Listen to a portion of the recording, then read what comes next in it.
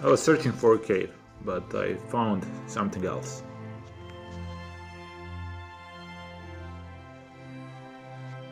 This wasn't just an old sardine can. This is the moment I stopped being caver and hiker and slowly started turning into a modern conflict archaeologist I am today.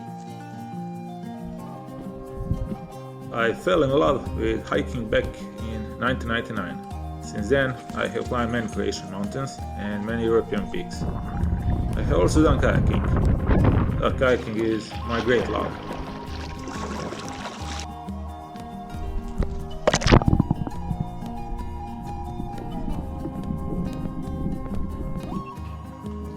Gradually I got involved with caving. Croatian card system is a part of the American card system and it covers 50% of Croatia's land territory. The carbonate rock masses can be kilometer thick and are known for incredibly deep caves, with some even 1,400 meters deep and with 500 meters deep vertical shafts. Croatian karst caves are considered the richest in the world in terms of species. But what was my personal motivation for caving? Probably curiosity and the thrill of the unknown. To come to the place where maybe no one has ever been.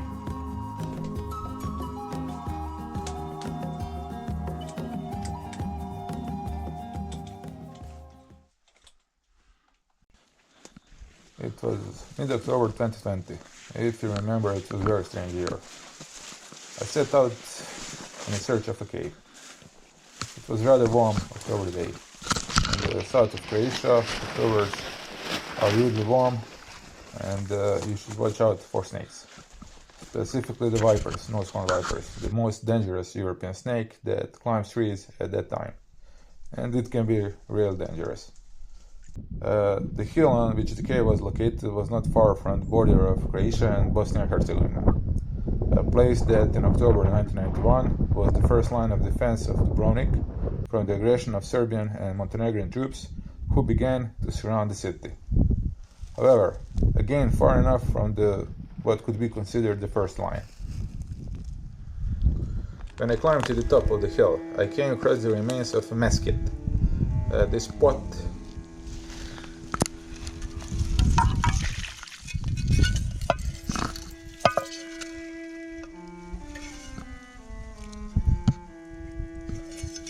and a stabilizer for 120mm mortar mine.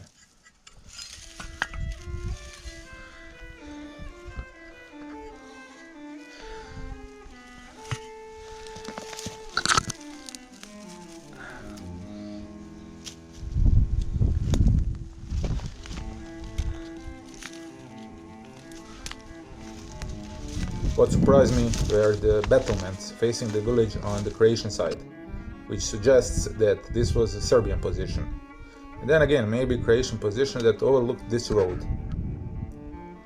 It was on this road, in those first days of that dreary October 1991, that Croatian forces placed improvised anti-personnel mines called televisions. Essentially a large copy of the American Claymore mine, weighing some 50 kilograms. About 100 of them were produced in that wartime, and sometime that same year, about 30 kilometers west from this position, we found the remains of one, also while caving, but that's another story.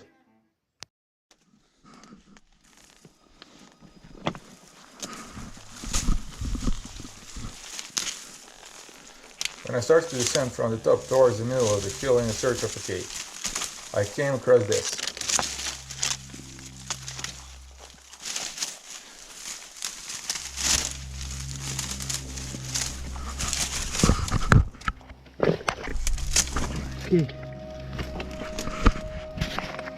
It's the remains of an exploded 120mm mortar mine, which is not completely shattered because of explosive human degradation over the time in a military warehouse or some kind of manufacturing error. In any case, it is a mine body without explosives and igniters. That is an ordinary metal, such as we unfortunately found around the city as children growing up in the wartime Dubrovnik.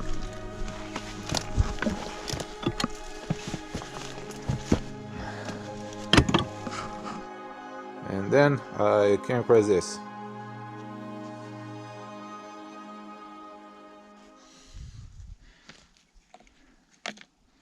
Dakle, na koti sam našao ispod dijela uniforme, a to je ovaj ovdje, konzervu koja je još uvijek puna. Znači, rok trajanja je prošao 2. studenog 89. godine. Je li 89. je? A nije jasno zašto se koristili 91. I had no choice but to open it. Curiosity has haunted me my whole life anyway. So, a can that some soldier left back in October of that war and January 1991. It had already expired by then, which was in November 1989. I prepared myself for the worst.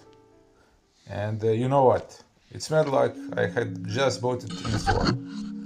And I'm really not kidding.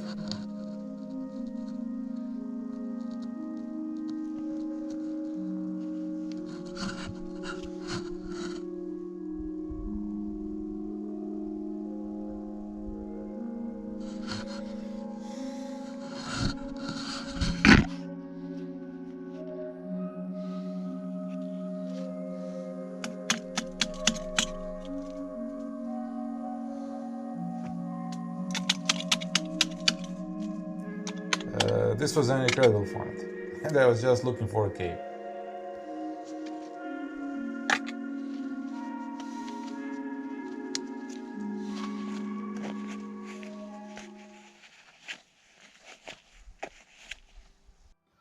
Around that time starts my intensive involvement in military history, archaeology of modern conflict, aviation archaeology. I started looking for hidden bunkers built by the German Wehrmacht all along the coast of southern Dalmatia in 1944. I started entering Cold War tunnels, exploring abandoned coastal artillery sites. I found several planes, like German Messerschmitt, an Italian bomber, and American plane from which in December 1943, probably the first American pilot to be rescued by Partisans, on the soil of what was then Yugoslavia, jumped out, as well as many relics from the last war from the 90s.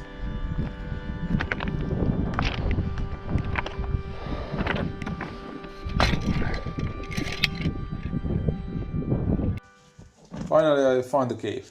The cave itself was explored by Croatian archaeologists a few years before the pandemic of COVID-19.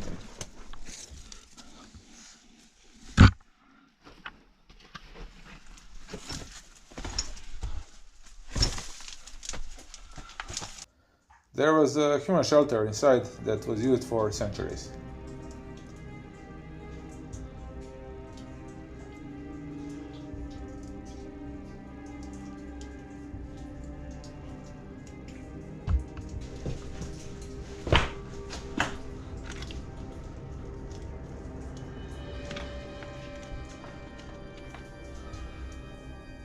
Did you know that Croatia is one of the richest countries in Europe in terms of bat species?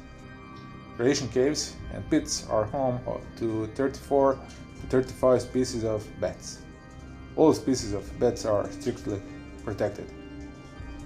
They play a huge role in the ecosystem as a biological insecticide. For example, one bat can eat 1,000 mosquitoes in an hour. And as a bioindicator, their presence is a clear indication of the health and stability of the particular ecosystem.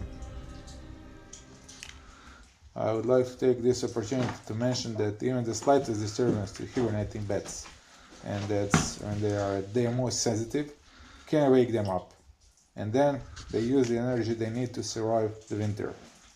So, when you come across bats, and I have come across bats not only in caves, but also in German bunkers from the Second World War, as well as in the tunnels of abandoned military facilities from the recent past. Do not disturb them, or do not do a photo session, and do not accidentally touch them.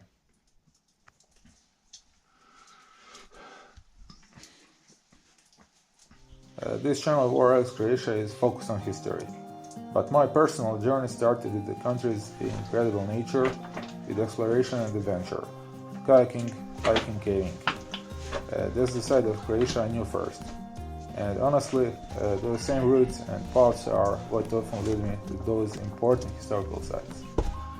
Now, if you enjoy this other side of the story, the background of nature, the exploration, the hidden landscapes, I want to hear from you.